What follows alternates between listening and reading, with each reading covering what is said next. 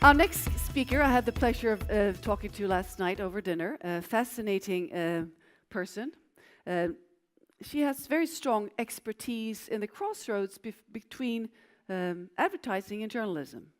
Um, Professor of advertising at the University of Oregon, and Deborah Morrison is one of the founding professors of science and memory, which is climate change reporting as we speak about journalism and advertising programs. So please give Deborah Morrison a warm hand.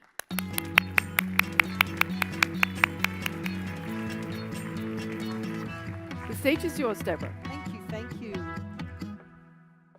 Yes, here we go. Hello, thank you. I'm so happy and honored to be here today. And so many of the things already said this morning will appear in the next 17 slides. So it's like we planned it and we didn't. Whoa. But we shall go on and we'll see. I titled this a talk about who we are and why it matters, because I do kind of get down into tactics, into what it means to get down and think about what we do each day and then to do it, right? So as we go along, it unfolds in a couple of chapters. The first chapter, indulge me a little bit. Like many of you, I'm hyphenated. I have multiple interests, and that's what brought me here. I've been teaching for about 500 years, and I started at the University of Texas at Austin and spoke at South by Southwest a couple of times. I was there last year. I had gone back to visit and met Klaus Raab, and we formed a friendship, and he invited me here. Taught at University of Texas, and now I teach at the University of Oregon. There are very different cultures in the United States. Those of you who know what that is, Texas is Texas, everything that you might think about. And Oregon is in the Pacific Northwest and is maybe more progressive than Texas is at times. I love Austin, though. I've been teaching talent development, writers, art directors, designers for the advertising industry and design industry. I don't think of it as advertising anymore. I've changed the title of our major and our program of study to Critical Conceptual Creative Skills to Solve Problems Responsibly for People and Brands in a Global Economy. They won't let me take out advertising, that one word, and put in all of those other words. So we keep advertising as our marker.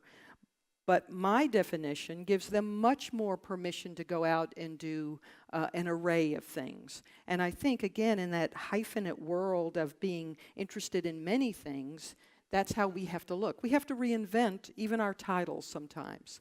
So creativity and the teaching of creativity and the nurturing of creativity is certainly one of my heartfelt emotions, right? And it's my vocation. In the last few years, I started working on climate and sustainability. Got in first because it was interesting, and it was an interesting area, and I had a project with a couple of students, and we began looking at messaging. But then I realized that there was more to do, that it was a huge open area, that our purposeful and professional creativity could be used in so many different ways. That was exciting. We began science and memory, journalism professors and an advertising professor, in order to take students out on experiential learning, right? We learn better if we're in the field.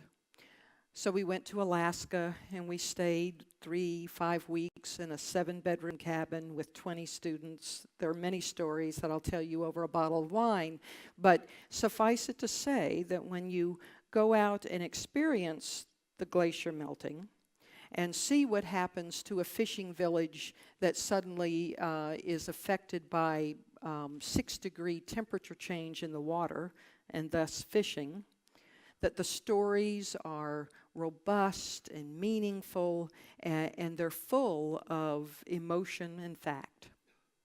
So we did that. We won quite a few awards. We're very excited. We sort of don't know what we invented, but we keep trying to reinvent it. We've won grants, and now we're taking students to other places. We're going to go to Hawaii, look at coral bleaching. We're looking at a series of things along the Pacific coast there.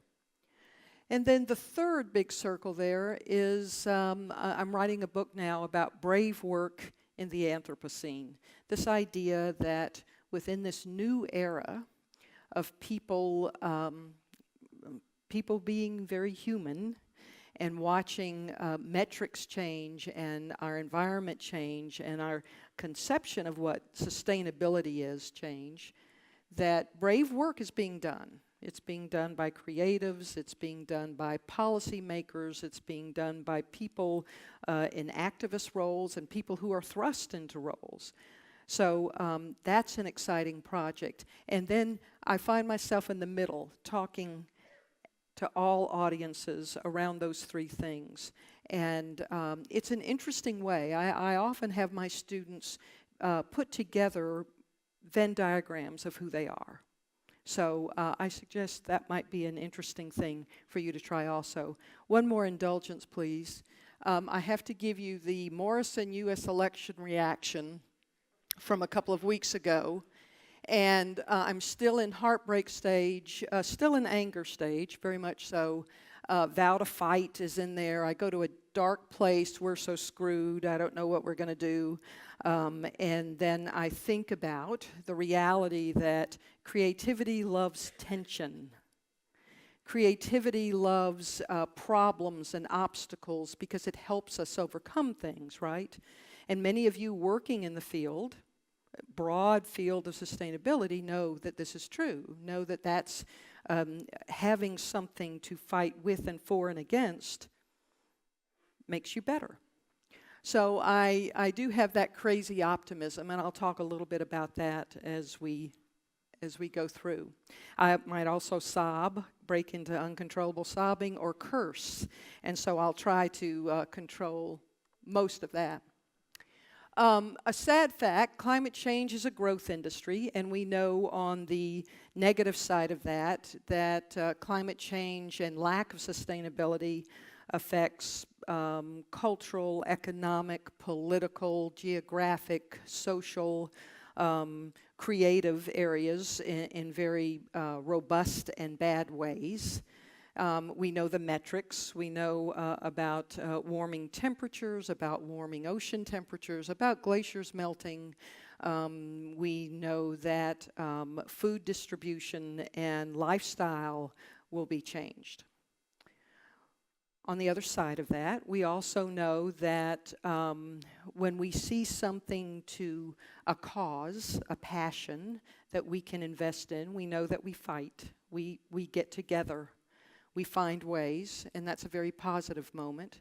We also know that product design, policy making, creativity in the arts, in film, in architecture, in music, in dance, in performance, in so many ways, loves that tension. And so to look at that and remember that on both sides of this growth industry, things are happening. And that it takes people gathering in conferences like this for that one idea to come out, that one place where something of real value happens. So I was so impressed this morning with our hosts talking about this very thing. This growth industry is something we're all looking at to find how we attend to it. The idea industry that I'd like to suggest is out there includes us all. Again, from librarians to policymakers to writers to art directors to designers to media makers to social media activists, the performing arts, etc. Very large. And I call it the idea industry because it is based on ideas.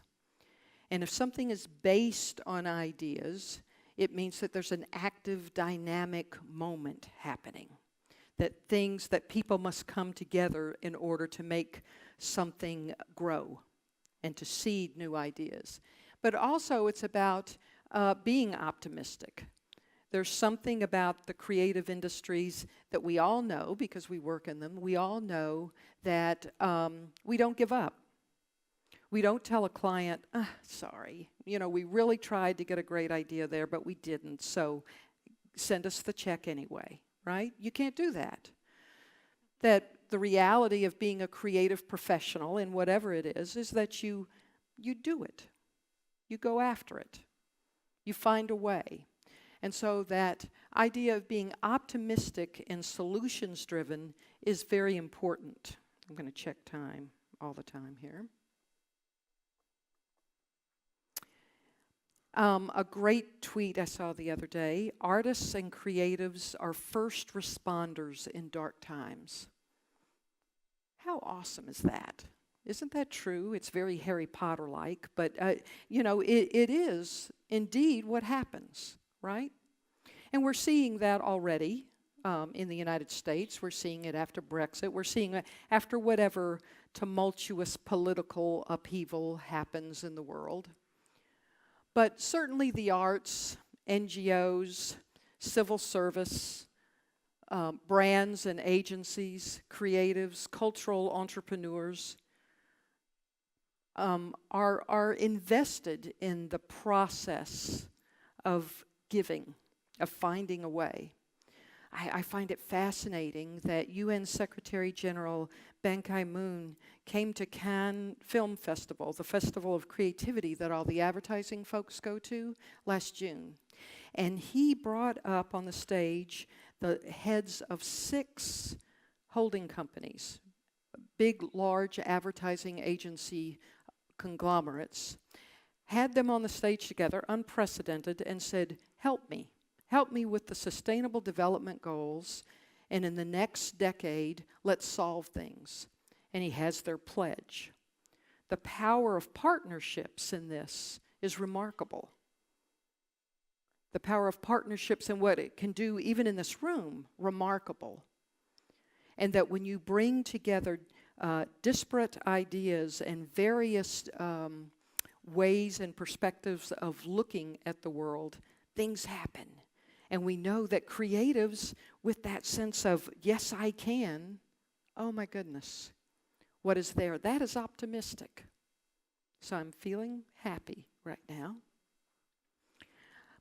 I have to say a thank you to Sweden. Constantly in the indices of most creative cultures, and certainly from architecture to the wonderful sense of what happens in the creative arts here. So this is a shout out, a little bit of a side note. But in my area, Berg School of Communication and Hyper Island and the University of Sweden and the university system pours out talent. That's something to be very proud of. So I appreciate that, and I wanted you to know. To be a global creative force, what happens? And how does that sharing come to be? Richard Florida, a while ago, about a decade ago, gave us his idea about the creative class, and it's been controversial, goes up and down. But at its very baseline, I really, really appreciate this idea of talent, technology, and tolerance. And what those 3 things mean, again, when they come together in a Venn diagram. Separately, they're very powerful entities, and we have certainly that in this room. Together, though, innovation and empathy is unbeatable in so many ways. And certainly as an educator, I see that all the time, that what happens when talented people become technologically advanced and have a sense of inclusion, again, work happens. So let me then talk about a Harvard study from a few years ago. This Harvard study was by Teresa Amabile, who is a renowned professor in the Harvard Business School, and she's published much in the literature about creativity in organizations and innovation. But this one was her seminal piece that kind of began her march to greatness, and I still love it and use it in the class all the time. And it's about individuals in creative organizations and what makes them successful.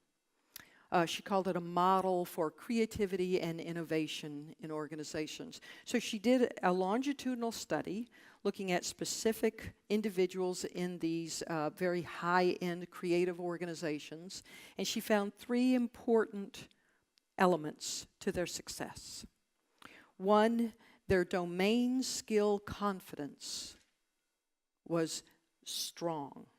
They knew their job. I would like you to think about that as you ask questions of your table and as you're thinking together today about how important that is in your own job, to have that domain skill confidence. I know how to do this. I know how to solve problems. I know how to get the job done. I know who to ask. I know the process. And how that confidence is so important in the work you do. So secondly, she found that these people understood their own creative process. They knew what they were good at, what their strengths were. They knew that risk was worth taking. They knew that they might fail sometimes, and that they would use that failure as the catalyst to go on to the next big obstacle and maybe fail again. But they would use that as an energetic way. That to understand your creative process is to know yourself and to be able to be better at honing and sharpening those skills. So this makes sense. But the third piece was the piece that surprised her. And that was the successful people all had the idea of intrinsic motivation. That is, sure, they'd want to be paid well, they'd want the great office, they'd want to have all the perks of being in this creative organization. But what really drove them was their own sense of, I love this. I want to do a great job. I want to solve this problem. I want to find a way. Creative people do that. Creative people are invested intrinsically in doing good, in finding a way. Isn't that awesome to work with people all the time? And let me tell you, working with 20, 22-year-olds who believe in that, I'm the luckiest kid in the room. It's amazing. But think about it, and when those 3 pieces come together, think of the talent that happens in that. I don't think there's a way to teach intrinsic motivation. You have it, you grow it, you lose it sometimes. But when you have it, nurture it. Find it. Talk to people who have it too. Keep that fire alive. I think that's very important. Courage. Here we are again. Creative courage. In 1975, Rollo May, a behavioral psychologist, wrote a beautiful book, The Courage to Create. And every once in a while I go back to it. And I had a wild hair to go back to it today, so I'm glad I did after your comments. Creative courage is that sense. I love what he says here. Creative courage is the discovering of new forms, new symbols, new patterns on which a society can be built. The need for creative courage is in direct proportion to the degree of change the profession is undergoing. That's a gift because we're undergoing immense change, right? And the fact that we know we need to be courageous, to your comments. We know we need to have that ability to take risks. We know we want leadership within our organizations to give us permission to take those risks. But as creative people, that is part of what we are. That's sort of awesome. Brave work. So we have tools. We have tools, truly, no matter where you are in the idea industry, from civil servant policy to being in digital systems and trying to make that, to gaming, to agencies. All of that is offering this idea that we have important stories to tell and to be able to carve out the way of expression to tell those stories.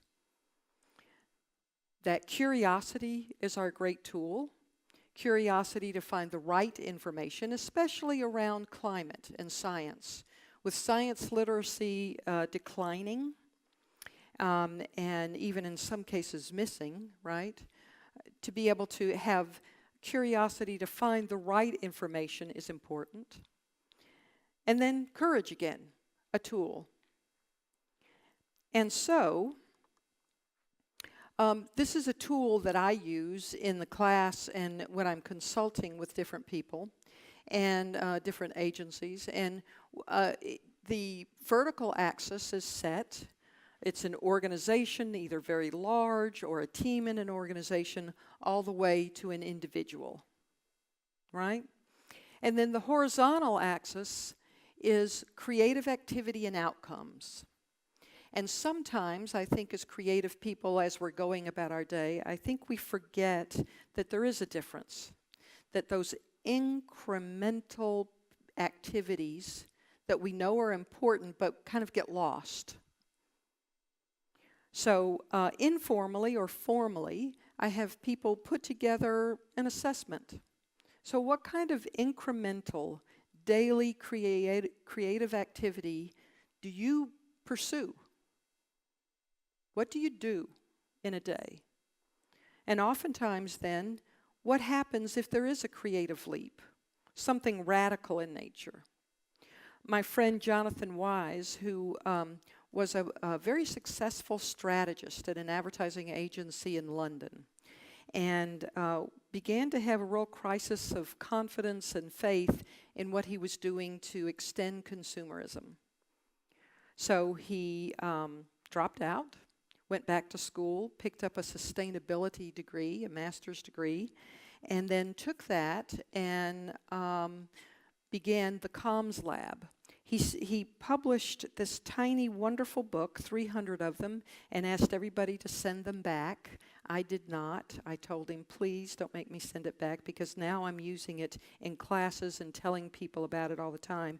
But it's his journey, very simple. His radical leap took him to a place that gave him such courage. It was amazing to see. I'll have this here today if you would like to look at it too. But give it back so that I can keep it in that way. It's an interesting tool. Again, informally or formally, an interesting tool. Which leads me to, I think, 5 pieces of advice that I'd like to give just from my sense of my perspective in looking at this, both as a teacher, developer of talent, and jumping into this climate change and sustainability area. So, number 1, create on that spectrum of incremental to radical. It's very important to do both. And when you can, assess that. See what you're doing incrementally. It gives you power and possibility to go to the radical.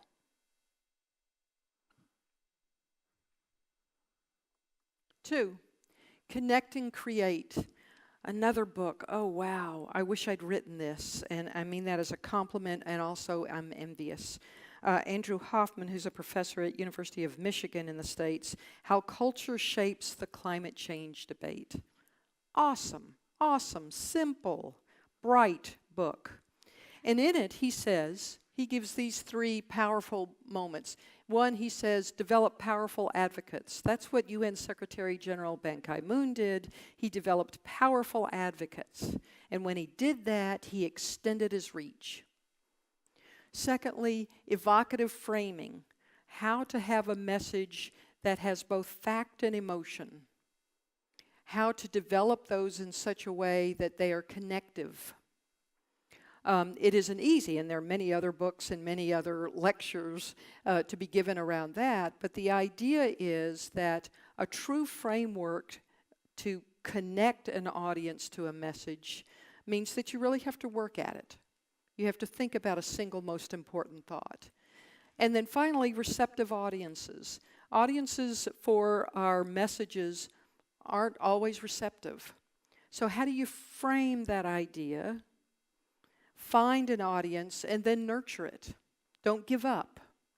Find a way, courageously. 3, drive your industry, your colleagues, your competition. Not always easy to do, but certainly I think it's what we have to do. Plus, I would ask that you push, drive, prod the United States not to drop out of the Paris Agreement and to help our president-elect find some bit of sanity. But let me get back to this before I go off on a tangent. But if we're driving each other, if we are pushing, if we're gathering like this, and then taking the momentum back home to our respective places, but then staying in contact, coming back together, and driving your competition, I think, is also an amazing idea. Make them more successful at what they're doing. That can cause great radical change. Tell stories connecting fact and emotion. I always put this one in because it's easy to tell a story all based on fact. It's done all the time. It's not very effective. We know that. It's easy, in some ways, to tell a story all based on emotion. Not very effective. But when we can work and reward, bring those together, they make for more effective messages. And that's whether it's a film or a performance or a policy or an advertising moment. So fact and emotion together will help. Then finally, remember the idea industry is about optimism. That's sort of our superpower. Oh, yes, we can. Don't deny me. We're going to go back in and try again. How many of us have taken on the same problem consistently over a career and still go back for more? So I would say don't lose that. Use that as an important way to talk to each other today. And so, I hope I've spelled this right. Tusen tak. I appreciate your time, and I appreciate this wonderful honor. Thank you.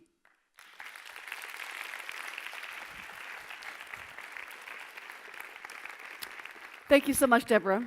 Thank you. I'd like to ask you a question about courage. Okay. You spoke a lot about courage. How do we give more courage to each other? Because as creative people, we really need to constantly replenish that source in ourselves, right? Mm-hmm. And we talked a little bit about this around the edges at dinner last night. Mm-hmm. I think the replenishing is important because modeling courage always helps. The whole idea of me going back to Oregon and thinking, I saw that person doing that thing and making that happen. I'm going to use that, right? So I think there's a sense of models and inspiration. Mm-hmm. Yeah. Should we also talk and sort of encourage each other better, do you think? In terms of patting each other on the shoulder and saying good job, etc. Do we need that more? I don't. Yes and no. I think it's always good to get that affirmation. Mm-hmm. I think more maybe than affirmation is the sense of I'm with you. Got you back. Right, that's right. And we're in this together. Let's go. Right. And also good critical feedback. I find that, and again with students and with colleagues, but good critical feedback. If students know that they can come to me, and I'm not going to, I had to edit there a moment, I'm not going to shine, or I'm going to give them the real stuff. I'm going to give them the truth, right? That doesn't mean that I hate them. I just didn't like that idea. I don't think it's going to work. So I think good critical feedback, having people that you trust to give you that is important. I will now give you a report and some chocolate. Oh boy, I was hoping I'd get that. It's actually quite a lot of chocolate. Yes, that's good. Food for thought and food for the palate. Wonderful, wonderful. Well, thank you so much, Deborah. Thank you. Thank you. Very much. Thank you.